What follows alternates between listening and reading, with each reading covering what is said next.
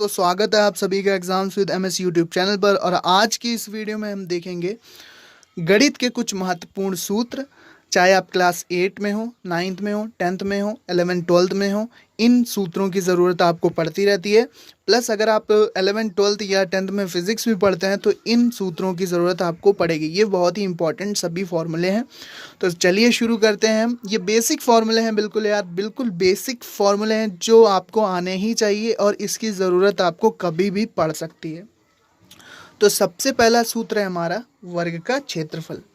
तो वर्ग का क्षेत्रफल होता है भुजा स्क्वायर। वर्ग होता क्या है कि वर्ग होता है एक ऐसा ज्यामितीय आकार, ऐसी ज्योमेट्रिकल शेप है जिसकी चारों भुजाएं बराबर होती हैं। तो ये हमारा बन गया वर्ग। तो इसका जो क्षेत्रफल होता है ये होता है भुजा स्क्वायर। यानी मान लीजिए एक भुजा की लंबाई अगर इसकी x होगी तो इसका अगर हमें क्षेत्रफल निकालना है तो इसका हम वर्ग कर देंगे, x स्क्वायर इसका क्षेत्रफल हो जाएगा।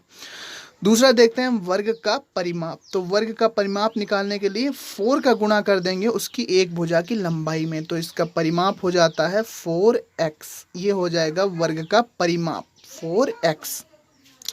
नेक्स्ट देखते हैं हम, जो नेक्स्ट है हमारा सूत्र, ये है हमारा आयत का क्षेत्रफल। तो आयत का क्षेत्रफल निकालने के लिए हमें क्या करना पड़ता है, लंबाई गुणे चौड़ाई। मान लीजिए कि कोई आयताकार आपके पास शेप है तो इसका हमें क्षेत्रफल निकालना है। तो मान लीजिए लंबाई इसकी l है, चौड़ाई इसकी x है, तो l इंटू x अगर हम कर देंगे तो इसका क्षेत्रफल हमें मिल जाएगा। आयत का परिमाप निकालने के लिए क्या करेंगे कि लंबाई और चौड़ाई को जोड़ लें। चौड़ाई x है, लंबाई l है, यानी कि l plus x into 2, l plus x into 2 अगर हम कर देंगे, यहाँ पर साफ साफ लिखा है कि आयत का परिमाप होता है लंबाई प्लस चौड़ाई इंटू 2। तो ये हो जाएगा हमारा आयत का परिमाप। अब देखते हैं हम समलंब चतुर्भुज का क्षेत्रफल। जो समलंब चतुर्भुज का क्षेत्रफल होता है वो होता है हाफ, यानी कि 1/2 समांतर भुजाओं का योग इंटू उनकी लंबवत दूरी। समांतर भुजाओं का योग इंटू उनकी लंबवत दूरी। नेक्स्ट सूत्र है हमारा वृत्त का क्षेत्रफल। मान लीजिए कोई वृत्त है, यहाँ पर वृत्त हमने बना लिया है और उसकी त्रिज्या कितनी है, r। उसकी त्रिज्या r है। तो वृत्त का क्षेत्रफल होता है पाई r स्क्वायर। कितना होगा, पाई r स्क्वायर, यानी कि पाई और रेडियस यानी कि त्रिज्या का स्क्वायर, ये हो जाता है इसका क्षेत्रफल। तो ये होता है वृत्त का क्षेत्रफल, एरिया ऑफ सर्कल। फिर देखते हैं वृत्त की परिधि क्या होती है। वृत्त की परिधि होती है हमारी, अगर r त्रिज्या का कोई वृत्त है तो वृत्त की परिधि हमारी होती है 2πr, जहाँ पर r क्या है, r त्रिज्या है, r त्रिज्या है। तो वृत्त की परिधि होती है 2πr। अब देखते हैं हम गोले का आयतन। तो कोई गोला है, देखिए वृत्त और गोले में अंतर है। वृत्त एक कोई सर्कल कोई भी हो सकता है, लेकिन गोले को जब आप कल्पना करेंगे तो कोई बॉल है तो उसको हम गोला करेंगे, कोई लोहे का गोला है तो उसको हम गोला कहेंगे। तो गोला और वृत्त में अंतर है। अगर हम किसी तार को लें और उसका इस तरह से हम सर्कल बना दें तो वो कहलाएगा हमारा वृत्त, लेकिन जो गेंद होती है वो होती है गोला। तो जो गोले का आयतन होता है, तो गोले का आयतन होता है 4/3 पाई r क्यूब। मान लीजिए कि कोई गोला है, यहाँ पर कोई बॉल हमने ले ली गेंद, और उसकी त्रिज्या क्या है, केंद्र है ये, और उसकी त्रिज्या r है। तो गोले का आयतन होगा 4/3 पाई r क्यूब। 4/3 पाई r क्यूब, ये होगा हमारा गोले का आयतन। फिर गोले का पृष्ठ, यानी कि गोले का जो पृष्ठ का क्षेत्रफल है वो कितना होगा, वो होगा 4πr स्क्वायर। 4πr स्क्वायर गोले का ये होगा आपका पृष्ठ का क्षेत्रफल। अब देखते हैं हम नेक्स्ट फॉर्मूला, जो कि है लंबवृत्तीय बेलन का वक्र पृष्ठ। मान लीजिए कि ये बेलन है हमारा, ये कोई सिलेंडर है, तो इसका हमें वक्र पृष्ठ निकालना है। तो वक्र पृष्ठ का मतलब इन पृष्ठों को छोड़कर ये जो इसका एरिया है, ये टोटल कितना क्षेत्रफल है, ये जो जहाँ पर मैं इस तरह से बना रहा हूँ, ये जो गोल घुमा हुआ वक्र बनाता है, ये पूरा सर्कल का पृष्ठ क्या होगा। एक बार फिर से समझिए कि यहाँ पर अगर कोई बेलन है तो इसका ये क्षेत्रफल कितना होगा। इतना क्षेत्रफल कितना होगा, हमें इन क्षेत्रफल से नहीं मतलब है, हमें वक्र पृष्ठ निकालना है।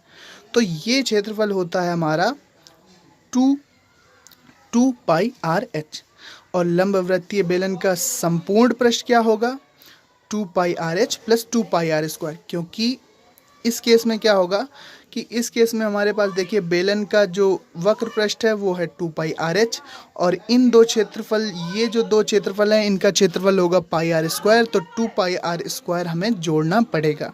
तो लंबवृत्तीय बेलन का संपूर्ण पृष्ठ होता है 2 pi R H plus 2 pi R square, 2 pi R H plus 2 pi R square. फिर देखते हैं हम लंबवृत्तीय बेलन का आयतन, तो ये होता है पाई आर स्क्वायर एच। मान लीजिए कि कोई सिलेंडर है हमारे पास, कोई लंबवृत्तीय बेलन है, तो इसका हमें क्या निकालना है, इसका निकालना है हमें आयतन। तो एच इसकी हाइट हो जाएगी, एच इसकी ऊंचाई हो गई, तो इसका जो आयतन है वो निकलेगा पाई आर स्क्वायर एच। और ये क्या है, रेडियस है इसकी आर, यानी कि त्रिज्या कितनी है बेलन की, तो केंद्र से परिधि तक की दूरी त्रिज्या होगी। तो ये होगा हमारा लंबवृत्तीय बेलन का आयतन पाई आर स्क्वायर एच। अब शंकु पर चलते हैं। तो शंकु यानी कि कोण, शंकु को हम इस तरह से बनाएंगे। तो शंकु, लंबवृत्तीय शंकु का वक्र पृष्ठ यानी कि इतना पृष्ठ, हम इस पृष्ठ को छोड़ रहे हैं, इसको नहीं कैलकुलेट करना है अभी। तो इतना जो क्षेत्रफल होगा वक्र पृष्ठ वो होगा पाई आर एल। आर क्या है, त्रिज्या है, और एल क्या है, तिर्यक ऊंचाई है।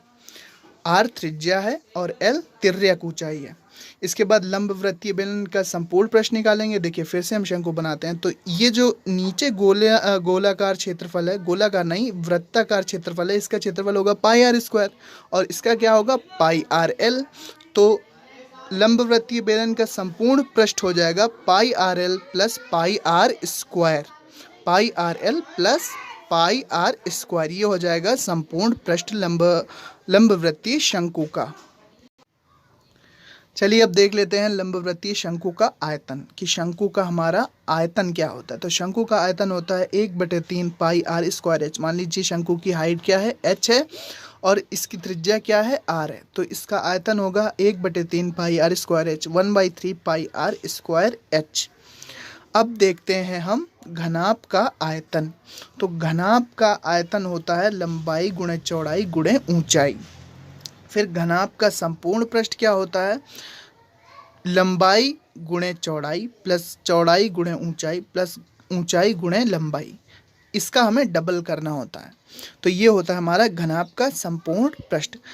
घन का आयतन क्या होता है, घन का आयतन होता है भुजा क्यूब। घन क्या होता है, लूडो का अगर हम डाइस देखें तो ये जो हमारा शेप बनता है ये कहलाता है क्यूब यानी कि घन।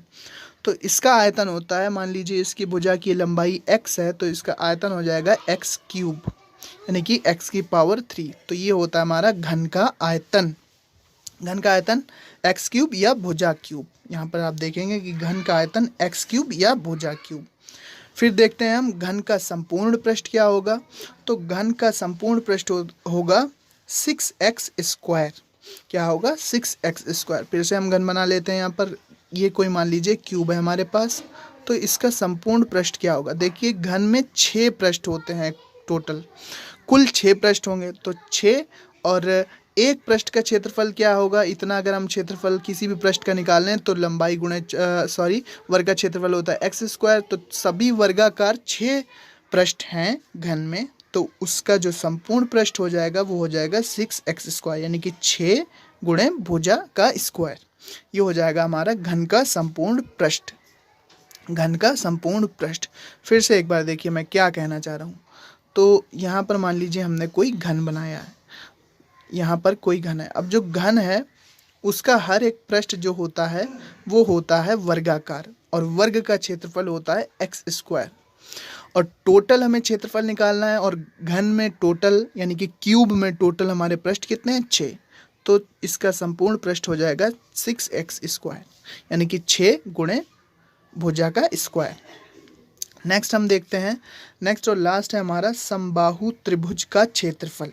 तो समबाहु त्रिभुज का क्षेत्रफल होता है √3/4 इंटू भुजा स्क्वायर, √3/4 इंटू भुजा स्क्वायर, ये होता है समबाहु त्रिभुज का क्षेत्रफल। तो दोस्तों ये थी वीडियो, 20 फॉर्मूले कवर किए हैं हमने। अगर आपको इसी तरह के और इम्पोर्टेंट और बेसिक फॉर्मूले चाहिए तो कमेंट बॉक्स में ज़रूर बताइएगा। सो मिलते हैं किसी अपने नेक्स्ट वीडियो में। Thanks for watching and listening में। इन फॉर्मूलों को याद रखिएगा और इनकी ज़रूरत आपको पड़ती रहेगी। Thanks for watching and listening me, and good luck for your future. Thank you and bye bye.